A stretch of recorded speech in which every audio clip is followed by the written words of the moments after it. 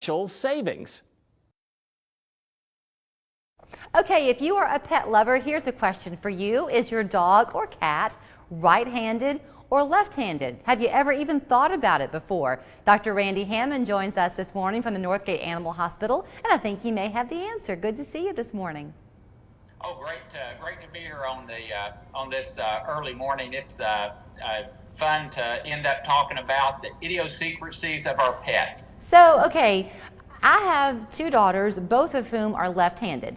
Neither my husband nor I is left-handed, but it does run in both of our families.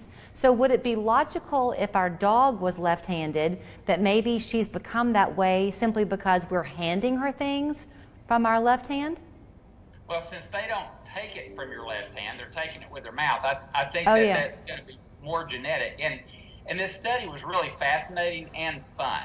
So then the people doing the study looked at pawedness, whether they're right pawed or left pawed, and how that might affect the behavior in dogs and cats. And it was really fascinating and, again, fun to kind of look at this. But the dogs that didn't have a paw preference, they were more proactive in problem solving and so forth.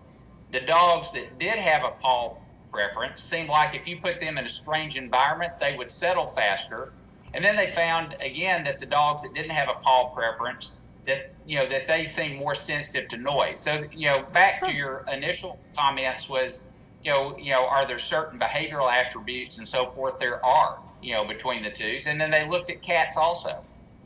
Let me ask you this about the pawing, since we're talking about dogs' paws, not related to being right-handed or left-handed, but when a dog paws at you, if you're just sitting there on the sofa or something and your dog paws, is that their way of showing you love?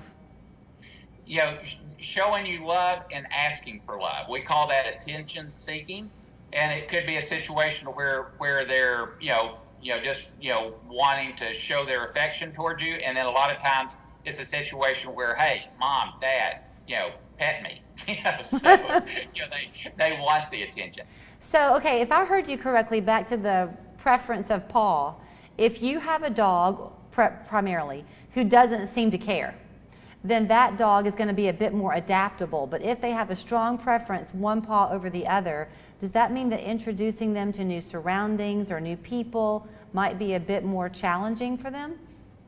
Yeah. So, with the dogs that have a paw preference, if you put them in a strange environment, they're going to probably settle faster than the dogs that don't have a paw preference. And then they actually, segueing that into cats, when they took the cats that had a paw preference, they seemed like that they were more affectionate, more active, more friendly. And then what was unique, they found that the cats that had a right paw preference seemed like that they were more playful than the cats that had like a left paw preference. So it's really interesting as far as the behavioral aspects with pets as we relate that to the behavioral aspects with people. Well, I'm going to have to go home now and take a closer look at my dog and my cat and see if I can figure out if they have a preference.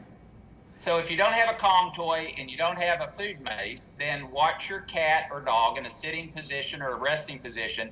And when they start walking, look at which paw they lead with. And that's a pretty good indication as to whether they're right pawed or left pawed, or if it's about a 50-50 switch, mix, then they may not have a preference at all. All right. Dr. Randy Hammon, thank you so much. What a fun conversation this morning. Oh, it's fun. Yes. You can find Dr. Randy and his brother, Dr. Jim Hammon, at Northgate Animal Hospital on Hammel Road in Hickson. 875-9033 is their phone number, and online, northgateanimalhospital.com.